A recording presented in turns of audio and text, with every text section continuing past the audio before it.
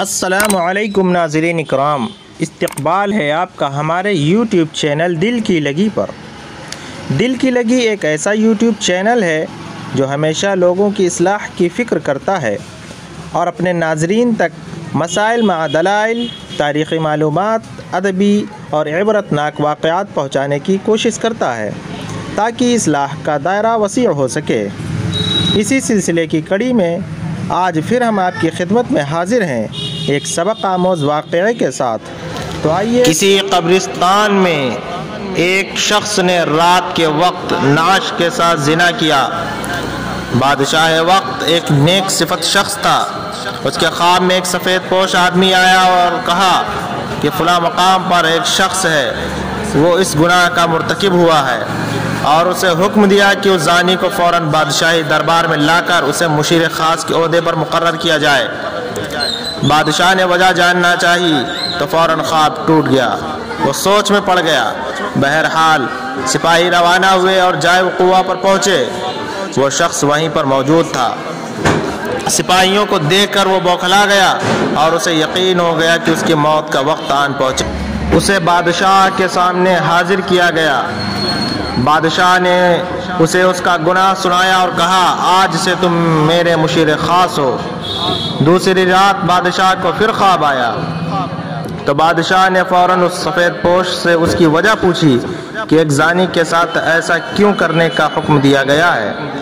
سفید پوش نے کہا، اللہ کو اس کا گناہ سخت ناپسند آیا کیونکہ اس کی موت کا وقت نہیں آیا تھا، اس لیے تم سے کہا گیا کہ اسے مشیر بنا لو تاکہ وہ عیش میں پڑ جائے اور کبھی بھی اپنے گناہ پر نادم ہو کر معافی نہ مانگ سکے، کیونکہ اس کی سزا آخرت میں طے کر دی گئی ہے۔ مرتے دم تک وہ عیش میں غرق رہے گا اور بلکہ خوش بھی ہوگا کہ جس گناہ پر اسے سزا دی جانی چاہیے تھی اس گناہ پر اسے اعلیٰ عہدہ مل گیا، سو اسے گمراہی میں ہی رکھ۔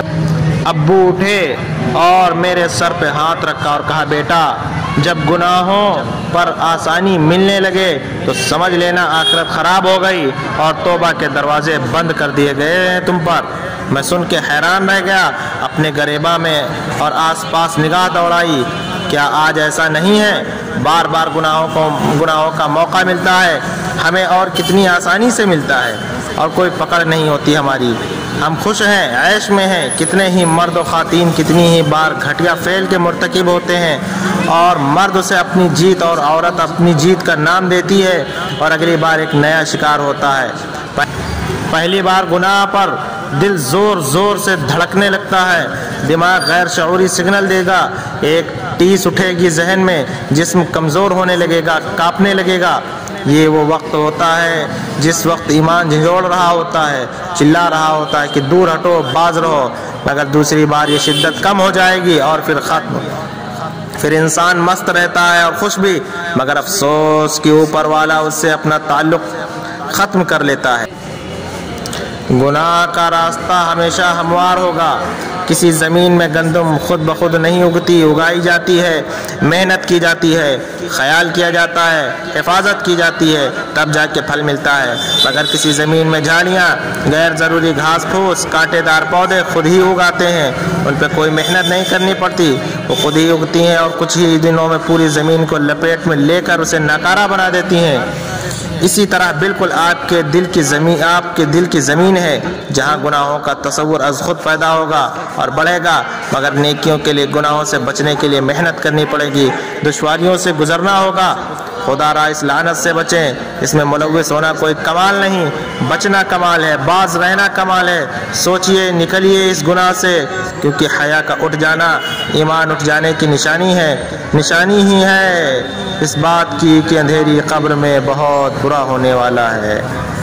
اللہ تعالیٰ سے دعا ہے کہ خدا ہم سب کو ہدایت دے اور تمام طریقے کے صغیرہ اور کبیرہ گناہوں سے بچنے کی توفیق عطا فرمائے، آمین۔